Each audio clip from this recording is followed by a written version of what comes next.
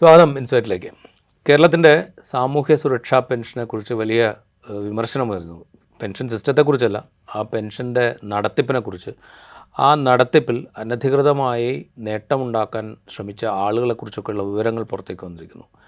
സർക്കാർ സർവീസിലുള്ള ആളുകൾ, സർക്കാർ സർവീസിൽ നിന്ന് വിരമിച്ചതിന് ശേഷം പെൻഷൻ കിട്ടുന്ന ആളുകൾ, സാമ്പത്തികമായി മുന്നാക്കം നിൽക്കുന്ന ആളുകൾ, ഇവരൊക്കെ ഈ സാമൂഹ്യ സുരക്ഷാ പെൻഷൻ്റെ ഉപഭോക്താക്കളായി മാറിയിരിക്കുന്നു എന്ന വിവരമാണ് ഇപ്പോൾ പുറത്തേക്ക് വരുന്നത്. ഇവരിപ്പോൾ ആദ്യമായിട്ട് പുറത്തേക്ക് വരുന്നൊന്നുമല്ല.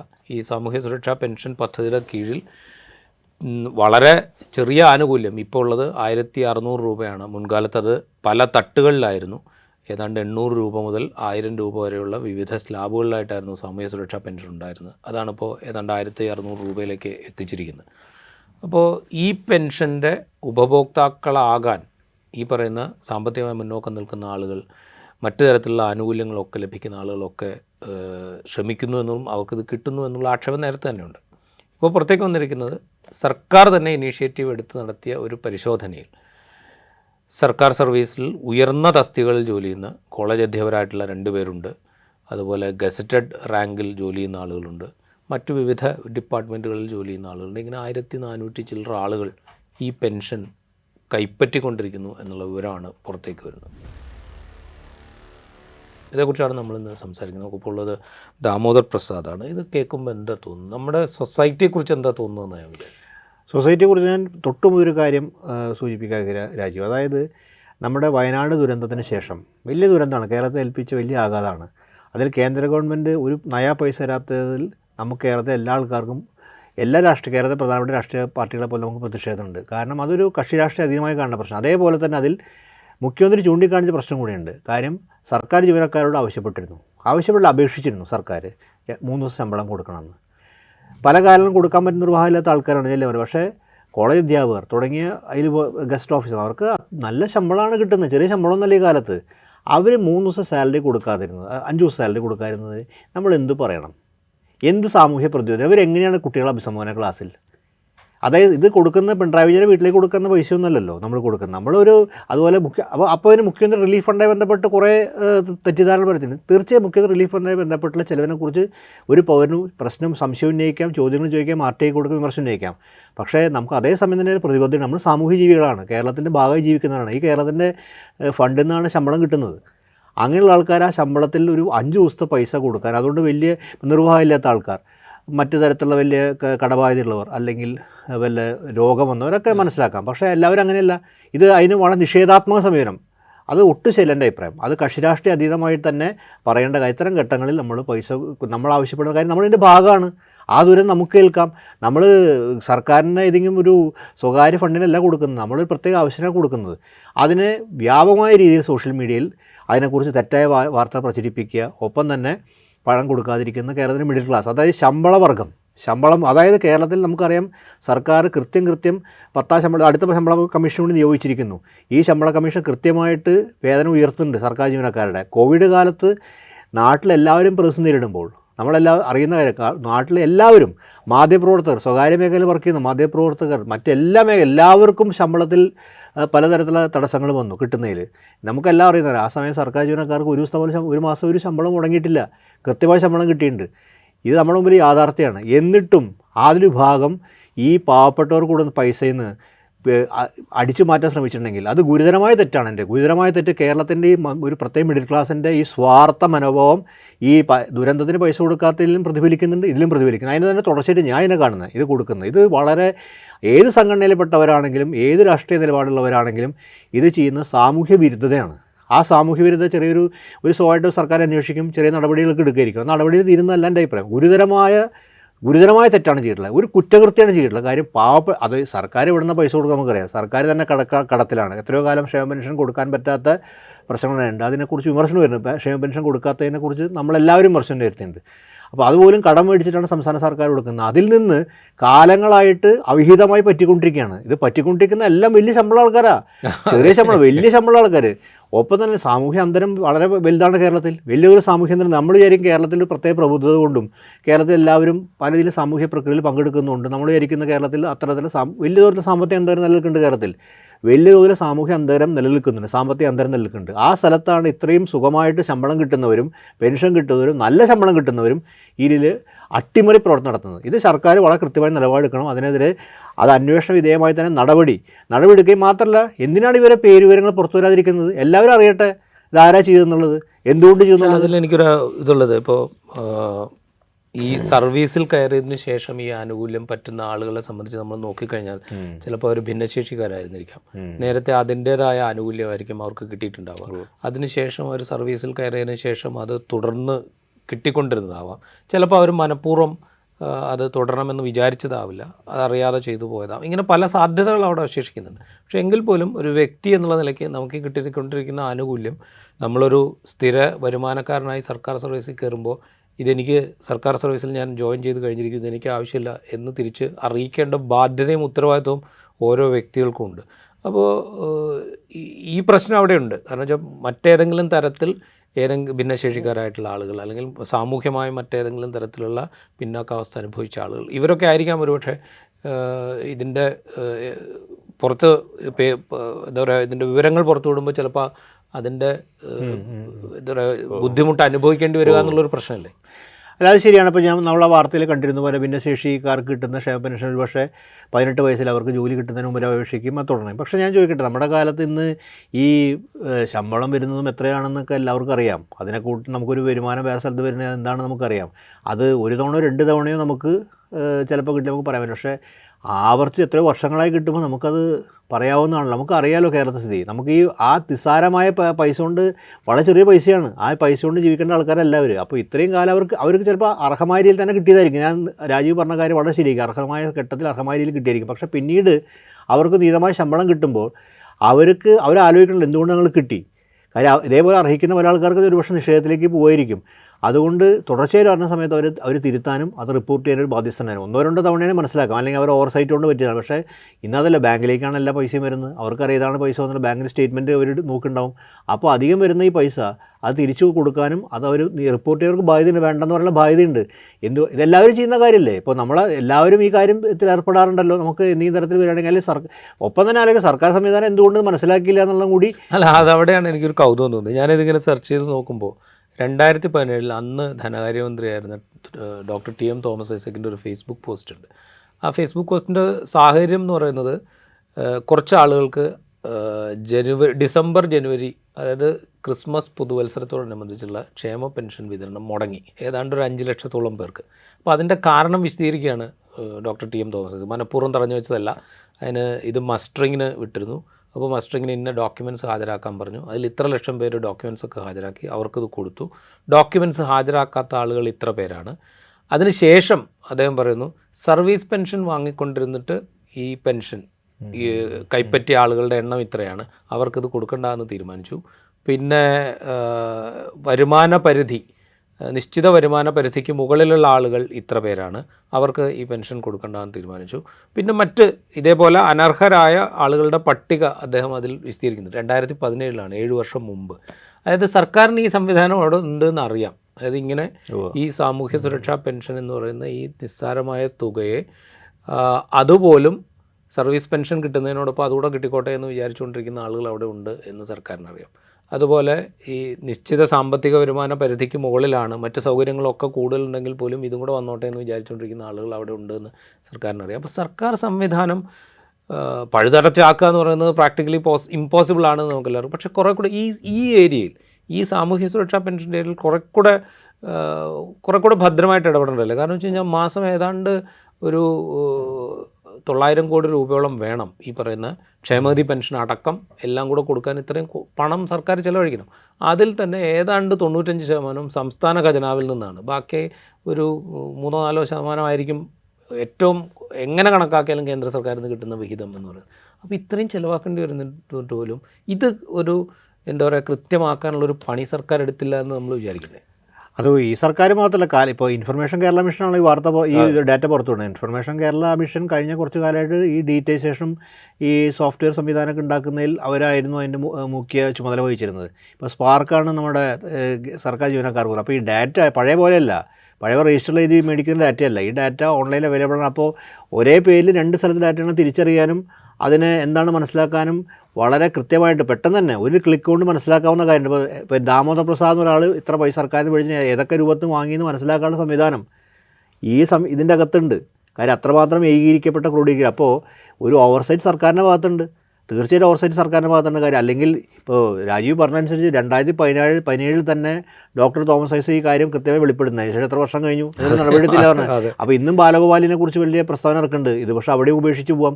അപ്പോൾ ഇതിൻ്റെ അകത്ത് ഞാനിത് അട്ടിമറിയുന്നില്ല, പക്ഷേ മനഃപൂർവ്വം ചെയ്യുകയാണെന്നും ഞാൻ പറയുന്നില്ല. പക്ഷേ ഇതിൻ്റെ അകത്ത് പ്രശ്നമുണ്ടെങ്കിൽ ഈ കാണാതിരിക്കുന്നത് ഒരു പ്രധാനപ്പെട്ട കാര്യം. കേരളം പോലെ സംസ്ഥാനത്ത് ഇത് എഫോർഡ് ചെയ്യാൻ പറ്റാത്ത സ്ഥിതിയിലാണെന്നുള്ളൊരു വസ്തുതയുണ്ട്. കാര്യം കേരളം ആ നിലയിൽ വെൽഫെയർ സ്റ്റേറ്റ് നിലയ്ക്ക് മറ്റ് സംസ്ഥാനങ്ങളെക്കാളും എല്ലാം മുന്നിൽ നിന്നുകൊണ്ട് അതിന് വലിയ പ്രാമുഖ്യം കൊടുക്കുന്നുണ്ട്. അതിൽ എന്തെങ്കിലും ഒരു വീഴ്ച പറ്റിയാൽ നമ്മുടെ മാധ്യമങ്ങൾ ഇട്ട് ചതയ്ക്കും സർക്കാരിനെ, പ്രതിപക്ഷ സമരരംഗത്ത് ഇറങ്ങും.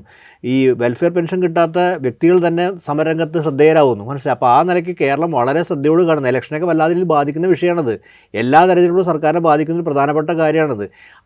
മാത്രമല്ല സാമ്പത്തികമായി വലിയ ഒരു സ്ഥിരത അല്ല, ഇതൊരു വലിയ ഇലക്ഷൻ ഇഷ്യൂ എന്ന് പറയുമ്പോൾ ഇപ്പോൾ 2011-16 ഉമ്മൻചാണ്ടി സർക്കാർ അധികാരത്തിൽ നിന്ന് പോകുമ്പോൾ ഇത്ര മാസത്തെ ക്ഷേമനിധി പെൻഷൻ കുടിശ്ശിക ഉണ്ടായിരുന്നു എന്നുള്ളത് ഒരു വലിയ ഇലക്ഷൻ ക്യാമ്പയിൻ വിഷയമായിരുന്നു.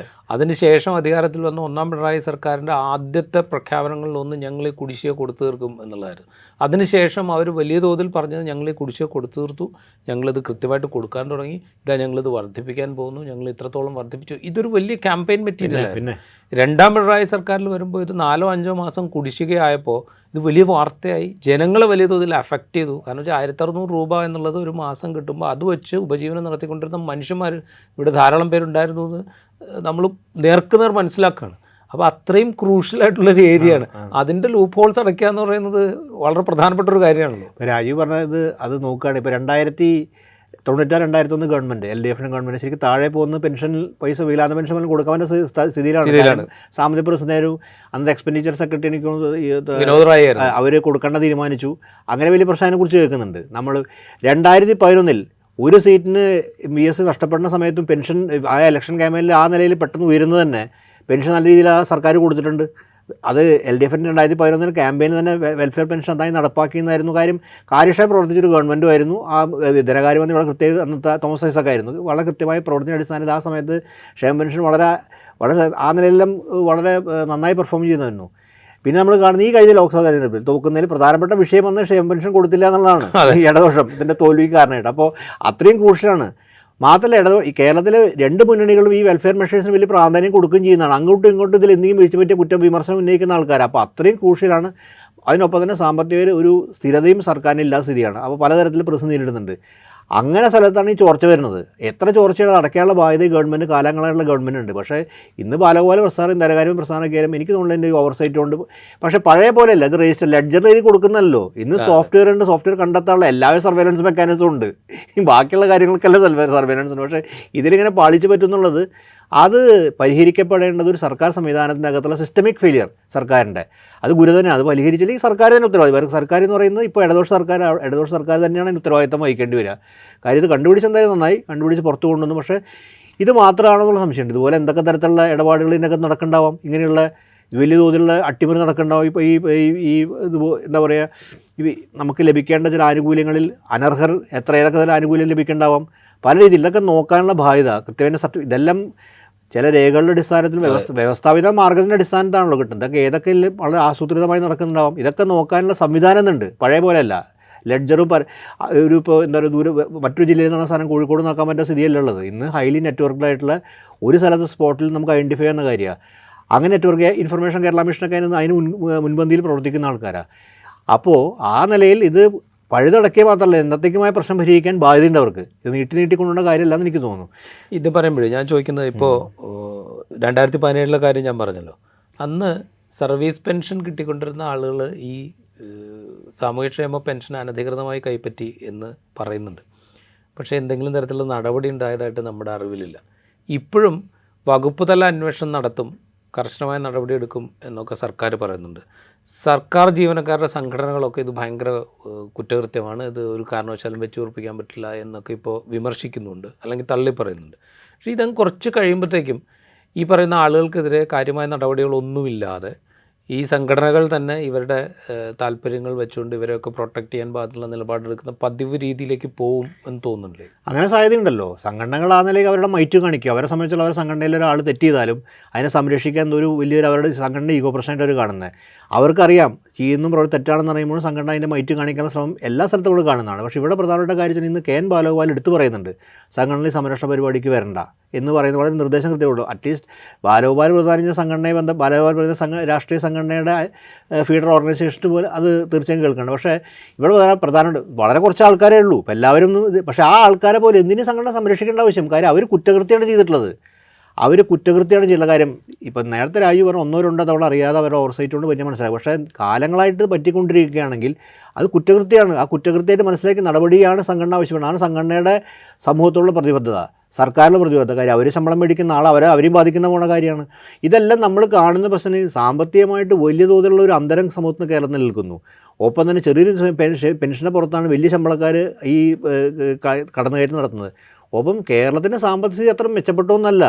കേരളം വലിയ തോതിൽ സാമ്പത്തിക പ്രശ്നം നേരിടുന്ന ഒരു സംസ്ഥാനമാണ്. ആ സ്ഥലത്താണ് ഈ അട്ടിമറി നടത്തുന്നത്. ശരിക്കും വലിയ കുറ്റകൃത്യം തന്നെയാണ്. ഒരു ക്രിമിനൽ കുറ്റകൃത്യമായിട്ട് കാണേണ്ടതാണിത്. കാര്യം ഇതുപോലുള്ള അത് ബോധപൂർവമാണ് ചെയ്തിട്ടുള്ളതെന്നുണ്ടെങ്കിൽ അത് വലിയൊരു തെറ്റല്ലേ? നമ്മൾ എന്താണ് അതിനെ നിസ്സാരവൽക്കരിക്കാൻ മനസ്സിലാവില്ല. കാരണം പാവപ്പെട്ടവരെ പൈസ അടിച്ചു മാറ്റും ഒരു തരത്തിൽ കൊള്ളയാണത്. ഇതൊരു കൊള്ളയാണ്. ഒരു തരത്തിൽ ആ പിടിച്ചുപറിയാണ് നടക്കുന്നത്. ആ പിടിച്ചുപറിയെ തടയുക എന്നുള്ളത് പ്രധാനപ്പെട്ട കാര്യമാണ്. അത് ചെയ്യാനുള്ള സംവിധാനം ഉണ്ട്. നടപടിയെടുക്കേണ്ടതാണ്. എൻ്റെ സംഘടനകൾക്കൊന്നും അവസാനമായിട്ട് ഞാനൊരു കാര്യം ചോദിക്കും. നമ്മൾ പൊതുവിൽ എന്തെങ്കിലുമൊക്കെ ഒരു ക്രൈസിസ് വരുമ്പോൾ മലയാളിയെക്കുറിച്ച് ഭയങ്കരമായിട്ട് നമ്മളിങ്ങനെ ആവേശം കൊണ്ട് സംസാരിക്കും. ഇപ്പോൾ 2018 പ്രളയം മലയാളികൾ പരസ്പരം സഹായിച്ചതിനെക്കുറിച്ച് എന്തിനും സന്നദ്ധരായി ഇറങ്ങി പുറപ്പെട്ടതിനെക്കുറിച്ച് നമ്മൾ സംസാരിക്കാറുണ്ട്. അതുപോലെ ഇപ്പോൾ വയനാട് ദുരന്തം ഉണ്ടായപ്പോൾ മലയാളി എവിടെ നിന്നൊക്കെ സഹായിക്കാമോ ആ സഹായം മുഴുവൻ അങ്ങോട്ട് ക്രോഡീകരിക്കുന്നത് നമ്മൾ കണ്ടു. ഒപ്പം മലയാളിയുടെ എന്താ പറയുക നവോത്ഥാന മൂല്യങ്ങളെക്കുറിച്ച്, ഉയർന്ന സാമൂഹിക അവബോധത്തെക്കുറിച്ച്, രാഷ്ട്രീയ ബോധത്തെക്കുറിച്ചൊക്കെ നമ്മൾ സംസാരിക്കും. ഇതേ സൊസൈറ്റിയിൽ തന്നെയാണ് ചുരുങ്ങിയ തോതിലാണെങ്കിലും ഈ പറയുന്ന ചെറിയ സാമൂഹ്യ സുരക്ഷാ പെൻഷൻ കൂടെ എൻ്റെ അക്കൗണ്ടിലേക്ക് പോന്നോട്ടെ എന്ന് വിചാരിച്ചുകൊണ്ട് ഇരിക്കുന്ന മനുഷ്യന്മാരുള്ളത്. അപ്പോൾ നമ്മൾ ആസ് എ സൊസൈറ്റി എന്നുള്ള നിലയ്ക്ക് വ്യക്തിപരമായ സ്വാർത്ഥതയുടെ അളവ് നമ്മളുടെ ഉള്ളിൽ നമ്മൾ പുറത്തേക്ക് പറയുന്നത് പോലെ അത്രയൊന്നും താഴ്ന്നിട്ടില്ല എന്ന് മനസ്സിലായി. ശരിയായിരിക്കാം. കാര്യം കേരളത്തിൽ മധ്യവർഗവൽക്കരണം ഈ നവോത്ഥാന മൂല്യങ്ങൾ എന്നൊക്കെ പറഞ്ഞ ഒരു പ്രത്യേക കാലഘട്ടത്തിൽ സാമൂഹ്യ മാറ്റത്തിന് ഉള്ള ഒരു പുതിയ ഒരു ചുവടുവെപ്പും അതുപോലുള്ള നേതൃത്വമൊക്കെ നമുക്കുണ്ടായിരുന്നു. പക്ഷേ ഇന്നിപ്പോൾ നമ്മൾ ഈ 2 പ്രളയകാലത്തും വയനാടും ഒക്കെ നമ്മൾ ജനങ്ങൾ ഇറങ്ങുന്നതൊക്കെ വസ്തുത തന്നെയാണ്. കേരളം ആ സമയത്ത് അതിൻ്റെ മാതൃക കാണിച്ചിട്ടുണ്ട്, സംശയമില്ല. പക്ഷേ ആ മാതൃക കാണിച്ചൊരു വ്യക്തി തന്നെയാണ് പിന്നീട് മറ്റൊരു കേസിൽ പ്രതിയെ നമുക്ക് അറിയുകയും ചെയ്യാം. അപ്പോൾ അതൊക്കെ ഉണ്ടായിട്ടുണ്ട്. പക്ഷേ ചില സമയം ചില പ്രതിസന്ധി ഘട്ടങ്ങളിൽ നമ്മൾ ഒരുപക്ഷെ ഇതിനൊക്കെ മറികടന്നുകൊണ്ട് ഒരു ഓവർ ഡിറ്റർമിനിങ് മൂവ്മെൻറ്റാണ്. അതിൽ നമ്മൾ മലയാളികൾ ചിലപ്പോൾ അവരുടെ ജാതി മത സാമ്പത്തിക താല്പര്യങ്ങളെല്ലാം മറന്നുകൊണ്ട് ചിലപ്പോൾ വരും. പക്ഷേ ഈ പ്രതിസന്ധിക്ക് വേണ്ടി കാത്തു നിൽക്കുക എന്നുള്ളൊരു സമൂഹത്തിന് ഗതികേടാണ്. ആ പ്രതിസന്ധിയുടെ സമയത്ത് മാത്രമല്ല പ്രകടിപ്പിക്കേണ്ടത്. ഇവിടെ പ്രധാന കാര്യം കേരളത്തിൽ വലിയ മിഡിൽ ക്ലാസ് വൽക്കരണം നടക്കുന്നുണ്ട്. ആ മിഡിൽ ക്ലാസ് വൽക്കരണത്തിൽ ഈ മധ്യവർഗവൽക്കരണത്തിൻ്റെ ഭാഗമായിട്ട് ഈ സ്വാർത്ഥതയും അതുപോലുള്ള ഉപഭോഗ താല്പര്യങ്ങളും വ്യാപകമായിട്ട് വന്നു. പലതരത്തിലുള്ള പണം ആവശ്യം വരിക, പല ആവശ്യങ്ങൾക്കും നമുക്ക് ആവശ്യങ്ങൾക്ക് ഉള്ളിൽ ചിലവുണ്ടാവുക, അങ്ങനെ തുടങ്ങി പല കാര്യങ്ങളും സംഭവിച്ചിട്ടുണ്ട്. അത് വസ്തുതയാണ്. കേരള സമൂഹം അതിൻ്റെയും നമ്മൾ ബാധ്യത നേരിടുന്നുണ്ട്. കാര്യം അതിനൊക്കെ വലിയ പ്രാമുഖ്യം കിട്ടുന്നൊരു സമൂഹം കൂടിയാണ് കേരളം. ഈ കൺസ്യൂമറായിട്ടുള്ള ഒരാൾക്ക് ആവശ്യത്തിൽ കൂടുതൽ കാറുകൾ, ആവശ്യം കൂടുതൽ അങ്ങനെയുള്ള അതൊക്കെ ഒരു വലിയ അംഗീകാരവും ലെജിറ്റിമേറ്റ് ആയിട്ടുള്ള ഒരു നമ്മുടെ കഴിവിൻ്റെയും മികവിൻ്റെയൊക്കെ ഒരു ഇതായിട്ട് നമ്മൾ അവതരിപ്പിക്കുന്ന സമൂഹം കൂടിയാണ്. ആ പ്രശ്നം നിലനിൽക്കുന്നുണ്ട്. ആ പ്രശ്നം നിലനിൽക്കുമ്പോഴും നമ്മൾ കാണേണ്ട കാര്യം വെച്ചിട്ടുണ്ടെങ്കിൽ ഇത് അനർഹമായിട്ടാണ് നമ്മൾ ഈ വിഹിതം പറ്റുന്നുണ്ടെങ്കിൽ, അനർഹമായിട്ടാണ് ഏത് ഇതിലാണെങ്കിലും അത് നമ്മൾ ഇതിപ്പോൾ മാത്രമല്ല ഏതൊക്കെ രീതിയിലാണെങ്കിൽ നമ്മൾ ചെയ്യുന്ന കാര്യത്തിൽ നമുക്ക് ന്യായീകരിക്കാൻ പറ്റാത്തതാണെങ്കിൽ ശരിയെങ്കിലും മനസ്സിലാക്കാം. പക്ഷേ ന്യായീകരിക്കാൻ പറ്റാത്തതാണെന്നുണ്ടെങ്കിൽ ഇതുപോലുള്ള അത് പ്രത്യേകിച്ച് ഈ ക്ഷേമ പെൻഷൻ പോലുള്ള വളരെ കഷ്ടത അനുഭവിക്കുന്നവർക്ക് കൊടുക്കുന്ന സർക്കാരിൻ്റെ ചെറിയ തുകയാണ്. അതിൽ പോലും കൈയിട്ട് വാരായിട്ട് ശമ്പളം ഭദ്രതയുള്ള ആൾക്കാർ ചെയ്യുമ്പോൾ അവർക്കറിയാലോ അവർ ഈ നാട്ടിൽ ജീവിക്കുന്ന അല്ലെങ്കിൽ ഈ ലോകത്ത് ജീവിക്കാത്ത ആൾക്കാരാണ്. അപ്പോൾ അത് കേരളത്തിൽ വരുന്നൊരു വസ്തു ഇതാണ്. പക്ഷേ കേരളത്തിൻ്റെ പൊതുസ്വഭാവത്തിൽ അതുണ്ടെന്ന് രാജ്യം ശ്രദ്ധിച്ചിട്ടില്ല. കേരളത്തിൻ്റെ പൊതുസ്വഭാവത്തിനകത്തുണ്ട്. ചില സമയത്ത് അതിൻ്റെ മികവ് പ്രകടിപ്പിക്കും, മറ്റ് സംസ്ഥാനങ്ങളെ പോലെയല്ല. പല കാര്യങ്ങളും വളരെ പ്രബുദ്ധ പ്രകടിപ്പിക്കും, മാറ്റി നിർത്തേണ്ട രാഷ്ട്രീയത്തെ മാറ്റി നിർത്തും. ഇതൊക്കെ ചെയ്യും കേരളം. അതുപോലെ തന്നെ ചില കാര്യങ്ങൾ കൃത്യമായ നിലപാടെടുക്കും. അതേസമയം തന്നെ വേറെ സ്ഥലത്തും പെട്ടെന്ന് ഉൾവലിയുകയും വേറെ സ്വഭാവം പ്രകടിപ്പിക്കുകയും ചെയ്യും. ഇതൊക്കെ കേരളത്തിൻ്റെ ഒരു പ്രത്യേകതയായിട്ട് കാണുമ്പോഴും എനിക്ക് തോന്നുന്നു കേരളത്തിൽ ഈ 2 സാധനം ഈ പ്രവർത്തിച്ചുകൊണ്ടിരിക്കുന്നതാണ് നമുക്ക് ഒരുപക്ഷെ സാമൂഹ്യശാസ്ത്രപരമായിട്ട് കാണാൻ പറ്റുന്നത്. കാര്യം ഒരു ഭാഗത്ത് അതിൻ്റെ ചില പുരോഗമന മൂല്യങ്ങൾ നിലനിർത്താനൊരു ബാധ്യതയുണ്ട്. കാര്യം അതിന് ലെഗസിയെ നിലനിർത്തും. മറുഭാഗത്ത് ഈ പുതിയ കാലഘട്ടത്തിൻ്റെ പല ആവശ്യങ്ങളും അനാവശ്യങ്ങളൊക്കെ ചേർന്നുകൊണ്ട് നമ്മൾ വേറൊരു മുഖവും പ്രകടിപ്പിക്കുന്നുണ്ട്. അത് പക്ഷേ ഇപ്പോൾ പുറത്ത് ചിലപ്പോൾ കാണിച്ചു അല്ലെങ്കിൽ കൂടി എവിടേക്കോ അതിൻ്റെ പ്രശ്നങ്ങൾ എല്ലാവരിലും ഉണ്ട്. ഇതിപ്പോൾ ഞാൻ ഈ വിഷയത്തിൽ കുറച്ച് ആൾക്കാരാണെങ്കിൽ പൊതുവെ കേരള സമൂഹത്തിൽ വളരെയധികം വ്യാപിക്കുന്നൊരു കാര്യമാണത്. നമുക്ക് പല രീതിയിലും കാണാൻ പറ്റും. അതിന് പ്രശ്നങ്ങളൊക്കെ ഉണ്ട്. നമ്മുടെ പലതരത്തിലുള്ള ഈ എന്താ പറയുക ഈ പോലെ ഇടപെടൽ, ഈ പലതരത്തിലുള്ള ഇപ്പോൾ നമ്മുടെ സ്വർണ്ണത്തോടുള്ള നമ്മുടെ അത്യാർത്തി, സ്വർണ്ണത്തോടുള്ള അത്യാർത്തി കാര്യം ആ ലോകത്തോട് തിരുമ്പോൾ ഇൻവെസ്റ്റ്മെൻറ്റുമായിട്ടൊന്നും അല്ല എനിക്ക് തോന്നുന്നു. ഇപ്പോൾ ഇൻവെസ്റ്റ്മെൻറ്റ് മെഷറായിട്ട് അതിനെക്കുറിച്ച് എന്താ പറയുക, അത് ചിലപ്പോൾ അതുപോലെ ശരിയാണ് കാര്യം. പക്ഷേ അതൊന്നല്ല, ആൾക്കാരത് വാങ്ങിക്കൂട്ടുക എന്നാണല്ലോ. വാങ്ങിക്കൂട്ടുക എന്തോ ഒരു ഇതുപോലെ കാര്യം അതുപോലെ നമ്മുടെ ഡൗറി ഡെത്തുകളൊക്കെ നമ്മളുണ്ടാവുന്ന കാലം. അപ്പോൾ ഇതൊക്കെ കേരള സമൂഹത്തുണ്ട്. ഇത് ആൾക്കാർ വളരെ ഉദ്യോഗസ്ഥന്മാരൊക്കെയാണ്, PSC പരീക്ഷയ്ക്ക് എഴുതി പഠിച്ച് അല്ലെങ്കിൽ ചിലപ്പോൾ വിദ്യാഭ്യാസ കാലത്ത് നല്ല രാഷ്ട്രീയ പ്രവർത്തനം നടത്തിയ ആൾക്കാരൊക്കെ ആയിരിക്കും ചെയ്യുന്നുണ്ടാവുക. അപ്പോൾ ഇത് കേരളത്തിന് ഈ സ്വഭാവമുണ്ട്. എന്നാലും ഇത് പക്ഷേ ഈ കേരളം മാറി നിൽക്കുമ്പോഴും കേരളത്തിൻ്റെ അകത്തുള്ള ഇങ്ങനെയുള്ള ഒരു പ്രത്യേകതകളോ കാണുന്നുണ്ട്. ഇതിനെതിരെ നമുക്കൊരു അത്തരം മൂവ്മെൻറ്റുകളോ അങ്ങനെയുള്ളൊരു അതിനെ ചെറുക്കാനോ അതിനെ മറികടക്കാനുള്ളൊരു സാമൂഹ്യ രാഷ്ട്രീയമൊന്നും കേരളത്തിൽ ഇപ്പോൾ നിലവിലില്ല. അത്തരത്തിലുള്ള ഒരു പ്രസ്ഥാനങ്ങളോ അത്തരത്തിലുള്ള ഒരു മൂവ്മെന്റുകളോ അത്തരത്തിലുള്ള സംവാദങ്ങളോ നോക്കിയാൽ ഈ സംഘടന തന്നെ സംരക്ഷിക്കാൻ നടക്കുന്നത്. ഈ സാധാരണഗതിയിൽ എന്താ ചെയ്യുക, ഈ സംഘടന തിരുത്തൽ നടപടിയായിട്ട് ഇവർക്ക് നടപടി എടുക്കേണ്ട. പക്ഷേ ഇവരെ പ്രൊട്ടക്ട് ചെയ്യാൻ പോകുന്നത് ബാലഗോപാലിൻ്റെ ഭർത്താവ് തന്നെ ഉണ്ട്. അപ്പോൾ അത് തന്നെ കാണിക്കുന്നത് സംഘടനകൾ ഉണ്ടായി തന്നെ ഒരു അവകാശത്തിൻ്റെ ഭാഗമായിട്ട് ഉണ്ടായിരുന്ന സംഘടന, അതിനൊരു ലെഗസി ഉണ്ട്. ആ ലെഗസി അതിനെ ഉപേക്ഷിച്ചുകൊണ്ടാണ് ഈ സംരക്ഷണ പരിപാടിയിലേക്ക് ഇറങ്ങുന്നത്. പിന്നെ വേറൊരു കാര്യം, ഈ സർക്കാർ ജീവനക്കാരെ പറയുന്ന പൊതുസമൂഹത്തിന് പല എതിർപ്പുകളും ഉണ്ട്. ഇവർക്ക് കൃത്യമായി ശമ്പളം കിട്ടുന്നു എല്ലാം. പൊതുസമൂഹം എന്ന് പറഞ്ഞാൽ ഞാൻ പറയുന്നത് പൊതുസമൂഹം എന്ന് പറയുമ്പോൾ അതിലെല്ലാവരും ഉണ്ട്. വ്യാപാരികളുണ്ട്, ഈ എന്താ പറയുക അനൗപചാരിക തൊഴിലാളികളായിട്ടുള്ള ആൾക്കാരുണ്ട്, എല്ലാവരും ഉണ്ട്. അവർക്കെല്ലാം ഈ സ്ഥിരമായി വരുമാനം കിട്ടുന്ന ആൾക്കാരുടെ ഒരു നീരസവും എതിർപ്പുണ്ട്. കാര്യം പല ഘട്ടങ്ങൾ അവർ പ്രശ്നം നേരിടുമ്പോൾ കോവിഡിലൊക്കെ പ്രശ്നം നേരിടുന്ന സമയത്ത് ഇവർ സുഖമായിരിക്കുന്നൊരു വിമർശനമുണ്ട്. അങ്ങനെ അതും കൂടി തിരിച്ചറിയാൻ ബാധ്യതയുണ്ട്. കാരണം പല സർക്കാർ ജീവനക്കാരും ഒരു ഘട്ടത്തിൽ ഏക്കാനണി നടപടി എടുത്തിട്ടുള്ളതാണ്. പലതരത്തിൽ ആനുകൂല്യങ്ങളും പിടിച്ചു പോയ സർക്കാർ ജീവന സമരരംഗത്ത് ഇറങ്ങേണ്ടി വന്നാൽ, പക്ഷേ നാളെ സർക്കാരിൻ്റെ നിലപാടിലേക്ക് പോകേണ്ടി വരും. അപ്പോൾ അത് സർക്കാർ ജീവനക്കാരും ഇതുപോലെ ശമ്പളം കിട്ടുന്നവരും ആലോചിക്കേണ്ട കാര്യമുണ്ട്. കാര്യം ഇതുപോലെയൊക്കെ ചെയ്തു കഴിഞ്ഞാൽ സമൂഹത്തിൻ്റെ വലിയ തരത്തിലുള്ള വിപ്രതിപത്തി നേരിടുന്നത് ഇവർ തന്നെയായിരിക്കും. അപ്പോൾ അങ്ങനെ ഒരു കാലഘട്ടം നമ്മൾ ജീവിക്കുന്നത്. അത് മനസ്സിലാക്കി സ്വയം തിരുത്താന്നുള്ള കാര്യം കൂടി സംഘടനകളും എല്ലാവരും ചെയ്യാൻ ബാധ്യതയെന്നാണ് എൻ്റെ തോന്നൽ. ആയിട്ട് സാമൂഹ്യക്ഷേമ പെൻഷനുകളിൽ കൈയിട്ട് വാരാൻ ശ്രമിച്ച ആളുകൾ അവരാരൊക്കെ എന്നുള്ളത് അറിയുക എന്നുള്ളത് പൊതുസമൂഹത്തിൻ്റെ ആവശ്യമാണ്. അത് ഏതെങ്കിലും വിധത്തിൽ അവരെ അപകീർത്തിപ്പെടുത്താനോ അവരെ അവഹേളിക്കാനോ അല്ല, മറിച്ച് ഒരു സാമൂഹ്യ ഉത്തരവാദിത്വം എന്നുള്ള നിലയിൽ നിങ്ങൾ ചെയ്തത് ശരിയായില്ല എന്ന് അവരോട് പറയാൻ വേണ്ടി മാത്രമാണ്. പക്ഷേ സർക്കാരിൻ്റെ ഉത്തരവാദിത്വം അതല്ല. ഇത് ഒരു വഞ്ചനയാണ്. ഈ പറയുന്ന പട്ടികയിൽപ്പെട്ട ആളുകൾ കാലങ്ങളായി നടത്തിക്കൊണ്ടിരുന്ന ഒരു വഞ്ചനയുടെ വിവരങ്ങളാണ് ഇപ്പോൾ പുറത്തു വന്നിരിക്കുന്നത്. അതിന് ആനുപാതികമായ നിയമ നടപടി എടുക്കുക എന്നുള്ളത് സംസ്ഥാന സർക്കാരിൻ്റെ ഉത്തരവാദിത്തമാണ്. അത് വകുപ്പ് തല നടപടി കൊണ്ട് മാത്രം ഒരുപക്ഷെ മതിയാവില്ല. ഇൻസൈറ്റിൻ്റെ എപ്പിസോഡ് ഇവിടെ പൂർത്തിയാവുന്നു. മറ്റെപ്പിസോഡുമായി വീണ്ടും കാണാം.